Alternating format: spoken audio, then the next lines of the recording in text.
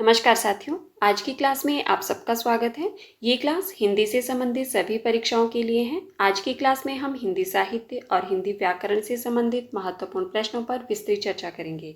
पिछली क्लास में हमने 80 प्रश्नों पर चर्चा कर ली थी। आज की क्लास में हम उससे आगे वाले प्रश्नों पर चर्चा करेंगे। तो चलिए हम आज की क्लास को शुरू करते हैं। हमारा आज का पहला प्रश्न है, नीला चांद उपन्यास पर शिव प्रसाद सिंह को कौन सा पुरस्कार दिया गया था? आपके पास ऑप्शंस में है ज्ञानपीठ पुरस्कार, साहित्य अकादमी पुरस्कार, सरस्वती सम्मान पुरस्कार या इनमें से कोई नहीं। तो इसका सही उत्तर क्या होगा? सभी लोग अपना उत्तर कमेंट बॉक्स में देते रहें। बिल्कुल सही, इसका सही उत्तर होगा ऑप्शन नंबर 2, नीला चांद उपन्यास, जो कि शिव प्रसाद सिंह जी का है। इस पर इन्हें साहित्य अकादमी पुरस्कार दिया गया था। कब दिया गया था? 1990 ईस्वी में। ठीक है, हमारा अगला प्रश्न है, निम्न में से खड़ी बोली के सर्वप्रथम लोकप्रिय कवि माने जाते हैं? आपके पास ऑप्शंस में है भारतेंदु हरिश्चंद्र, रामधारी सिंह दिनकर, अयोध्या सिंह उपाध्याय हरिऔध या सूर्यकांत त्रिपाठी निराला। तो इसका सही उत्तर होगा, आपको बताना है कि इनमें से खड़ी बोली के सर्वप्रथम लोकप्रिय कवि कौन माने जाते हैं। बिल्कुल सही, इसका सही उत्तर होगा ऑप्शन नंबर 3, अयोध्या सिंह उपाध्याय हरिऔध जी। ठीक है, और इनकी जो प्रमुख रचना है वो कौन सी है? प्रिय प्रवास। हमारा अगला प्रश्न है, नवग्रह में कौन सा समास है? आपके पास ऑप्शंस में है द्विगु समास, द्वंद्व समास, कर्मधारय समास या अव्ययीभाव समास। तो इसका सही उत्तर होगा, सबसे पहले आप मुझे ये बताइए कि समास के कितने भेद हैं? बिल्कुल सही, 6 भेद हैं। चलिए अब आप लोग मुझे ये बताइए कि नवग्रह में कौन सा समास है? बिल्कुल सही, इसका सही उत्तर होगा ऑप्शन नंबर 1, द्विगु समास का उदाहरण है ये।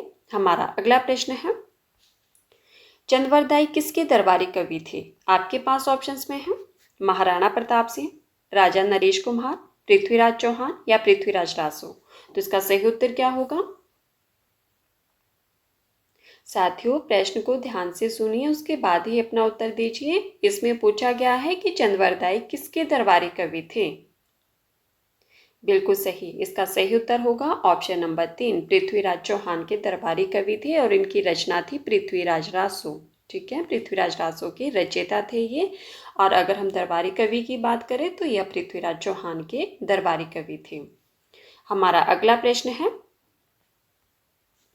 निम्न में से फणीश्वर नाथ रेणु की रचना है? आपके पास ऑप्शंस में है रतिनाथ की चाची, मेला आंचल, निर्मला या मानस का हंस। तो इसका सही उत्तर होगा, बिल्कुल सही, इसका सही उत्तर होगा ऑप्शन नंबर 2, मेला आंचल फणीश्वर नाथ रेणु जी की रचना है। चलिए अब आप लोग मुझे ये बताइए कि रतिनाथ की चाची किसकी रचना है? बिल्कुल सही, रतिनाथ की चाची किसकी रचना है? नागार्जुन जी की रचना है ये। और निर्मला, बिल्कुल सही, मुंशी प्रेमचंद जी का उपन्यास है। और मानस का हंस, बिल्कुल सही, अमृतलाल नागर जी इसके रचयिता है। ठीक है, तो हमारा सही उत्तर क्या है? ऑप्शन नंबर 2, मेला आंचल फणीश्वर नाथ रेणु जी की रचना है। हमारा अगला प्रश्न है, अखरावट के रचनाकार कौन हैं? आपके पास ऑप्शंस में है मंचन, मलिक मोहम्मद जायसी, मतीराम या कासिम शाह। तो इसका सही उत्तर होगा, बताइए अखरावट किसकी रचना है? बिल्कुल सही, इसका सही उत्तर होगा ऑप्शन नंबर 2, मलिक मोहम्मद जायसी जी की रचना है। हमारा अगला प्रश्न है, हालावाद के प्रवर्तक माने जाते हैं? आपके पास ऑप्शंस में है रामेश्वर शुक्लांचल, जयशंकर प्रसाद, रामधारी सिंह दिनकर या हरिवंश राय बच्चन। तो इसका सही उत्तर होगा, बताइए हालावाद के प्रवर्तक कौन माने जाते हैं? बिल्कुल सही, इसका सही उत्तर होगा ऑप्शन नंबर 4, हालावाद के प्रवर्तक हरिवंश राय बच्चन जी माने जाते हैं। हमारा अगला प्रश्न है, साथियों जो पहली बार चैनल पर आए हैं प्लीज़ चैनल को सब्सक्राइब कर देना, बेल आइकन को प्रेस कर देना ताकि आने वाली हर वीडियो की नोटिफिकेशन सबसे पहले आप तक पहुंचे। हमारा अगला प्रश्न है, जायसी किस धारा के कवि माने जाते हैं? आपके पास ऑप्शंस में है नाथपंथी काव्यधारा, रीतिमुक्त काव्यधारा, प्रेमाख्यानक काव्यधारा या ज्ञानमार्गी काव्यधारा। तो इसका सही उत्तर होगा, बताइए, मलिक मोहम्मद जैसी किस धारा के कवि माने जाते हैं? बिल्कुल सही, इसका सही उत्तर होगा ऑप्शन नंबर 3, प्रेमाख्यानक काव्यधारा के कवि माने जाते हैं। हमारा अगला प्रश्न है, अलंकार को काव्य का अनिवार्य तत्व नहीं माना है। आपके पास ऑप्शंस में है दंडी, भामह, मम्मट या केशवदास। तो इसका सही उत्तर होगा, बताइए, अलंकार को काव्य का अनिवार्य तत्व किसने नहीं माना है? बिल्कुल सही, इसका सही उत्तर होगा ऑप्शन नंबर 3, मम्मट ने अलंकार को काव्य का अनिवार्य तत्व नहीं माना है। हमारा अगला प्रश्न है, दो वर्णों के मेल से होने वाले विकार को कहते हैं। आपके पास ऑप्शंस में है समास, संधि, उपसर्ग या कारक। तो इसका सही उत्तर होगा, बताइए, दो वर्णों के मेल से होने वाले विकार को क्या कहते हैं? विकार मतलब परिवर्तन। बिल्कुल सही, इसका सही उत्तर होगा ऑप्शन नंबर 2। ठीक है, दो वर्णों के मेल से जो परिवर्तन होता है उसे क्या कहते हैं? संधि। हमारा अगला प्रश्न है, चीफ की दावत के रचनाकार कौन है? आपके पास ऑप्शंस में है दुष्यंत कुमार, अमृत राय, रांगी राघव या भीष्म साहनी। तो इसका सही उत्तर होगा,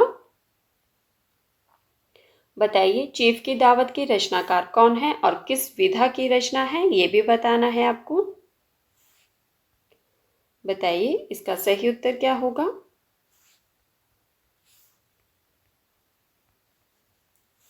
बिल्कुल सही, चीफ की दावत के रचनाकार कौन है? भीष्म साहनी जी हैं। किस विधा की रचना है ये? कहानी विधा की रचना है। बिल्कुल सही। और अगर हम इसके प्रकाशन वर्ष की बात करें तो यह इनकी 1956 ईस्वी की कहानी है। ठीक है, हमारा अगला प्रश्न है,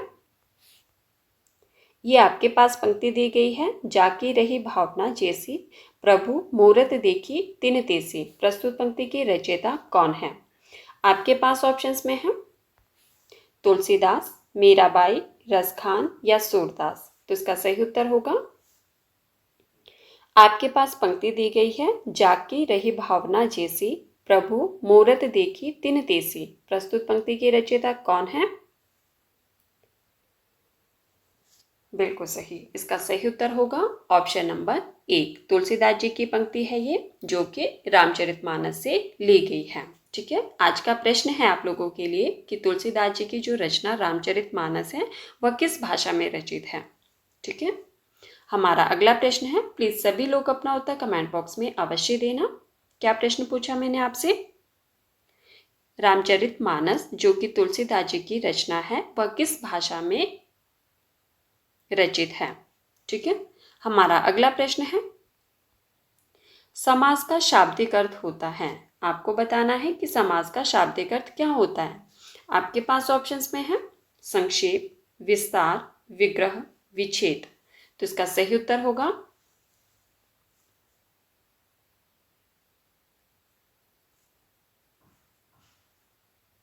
बिल्कुल सही, इसका सही उत्तर क्या है? ऑप्शन नंबर 1, समास का शाब्दिक अर्थ क्या होता है? संक्षेप। अभी मैंने आपसे पूछा था कि समास के कितने भेद होते हैं? 6 भेद। बिल्कुल सही, कौन कौन से होते हैं? बिल्कुल सही, अव्ययीभाव समास, तत्पुरुष समास, कर्मधारय समास। ओके, लिख के बता देती हूँ, अव्ययी भाव समास। ठीक है, दूसरा हो गया आपका तत्पुरुष समास और तीसरा हो गया आपका द्वंद्व समास और चौथा हो गया आपका द्विगु समास और पांचवा हो गया आपका कर्मधारय समास और छठा भेद हो गया बहुव्रीहि समास। ठीक है, तो ये 6 भेद माने जाते हैं किसके? समास के। और अगर हम बात करें कि समास का शाब्दिक अर्थ क्या होता है, तो समास का शाब्दिक अर्थ होता है संक्षेप।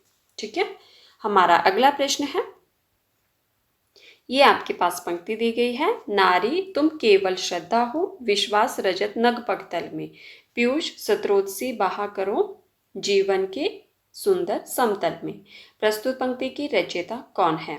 आपके पास ऑप्शंस में है जयशंकर प्रसाद, सुमित्रा नंदन पल, सूर्यकांत त्रिपाठी निराला या सियाराम शरण गुप्त। तो इसका सही उत्तर होगा नारी तुम केवल श्रद्धा हो, विश्वास रजत नग पगतल में, पीयूष स्रोतसी बहा करो, जीवन के सुंदर समतल में। तो बताइए इस पंक्ति की रचयिता कौन है? बिल्कुल सही, इसका सही उत्तर होगा ऑप्शन नंबर 1, जयशंकर प्रसाद जी की पंक्ति है ये। हमारा अगला प्रश्न है, साथियों जिन्होंने अभी तक वीडियो को लाइक नहीं किया है प्लीज़ वीडियो को लाइक कर देना, और जिन्होंने अभी तक वीडियो को शेयर नहीं किया है अगर हो सके तो वीडियो को ज़्यादा से ज़्यादा शेयर भी कर देना। हमारा अगला प्रश्न है, गजाधर और कृष्णचंद्र प्रेमचंद जी के किस उपन्यास के प्रमुख पात्र हैं? क्या प्रश्न है? प्रश्न में पूछा गया है कि गजाधर और कृष्णचंद्र प्रेमचंद जी के किस उपन्यास के प्रमुख पात्र हैं। आपके पास ऑप्शंस में है रंगभूमि, सेवा सदन, गबन, गोदान। तो इसका सही उत्तर होगा, ये चारों उपन्यास किसके हैं? मुंशी प्रेमचंद जी के हैं। तो बताइए गजाधर और कृष्णचंद्र प्रेमचंद जी के किस उपन्यास के प्रमुख पात्र हैं? बिल्कुल सही, इसका सही उत्तर होगा ऑप्शन नंबर 2, सेवा सदन के पात्र है ये। चलिए आप लोग मुझे ये बताइए कि सेवा सदन का प्रकाशन वर्ष क्या माना जाता है? बिल्कुल सही, सेवा सदन इनका 1918 ईस्वी का उपन्यास है, और रंगभूमि जो कि इनका 1925 ईस्वी का उपन्यास है। रंगभूमि के पात्र जो बार बार परीक्षा में पूछे जाते हैं वो है, एक तो इनका सूरदास, ठीक है, रंगभूमि का जो सूरदास पात्र है ये भी परीक्षा में पूछा जाता है, और एक है सोफिया। ये दोनों पात्र परीक्षा में पूछे जाते हैं। आपने याद रखना है कि ये रंगभूमि उपन्यास के पात्र हैं। सेवा सदन के हमने 2 पात्र पढ़ दिए हैं, कौन कौन से हैं? गजाधर और कृष्णचंद्र, ठीक है। चलिए अब गबन जो प्रेमचंद जी का उपन्यास है 1931 ईस्वी का, इसके पात्र भी परीक्षा में पूछे जाते हैं। तो आपने याद रखना है 2 पात्र जो बार बार परीक्षा में पूछे जाते हैं, वो 2 पात्र हैं, एक है जालपा, ठीक है, और दूसरा है रामनाथ। आज हम चारों उपन्यास के 2-2 पात्र को याद करेंगे, ठीक है। और गोदान, गोदान इनका 1936 ईस्वी का उपन्यास है, बिल्कुल सही। और इसके जो पात्र है वो बार बार परीक्षा में पूछे जाते हैं। तो गोदान उपन्यास के पात्र कौन कौन हैं? होरी, ठीक है, धनिया, और है आपके झुनिया,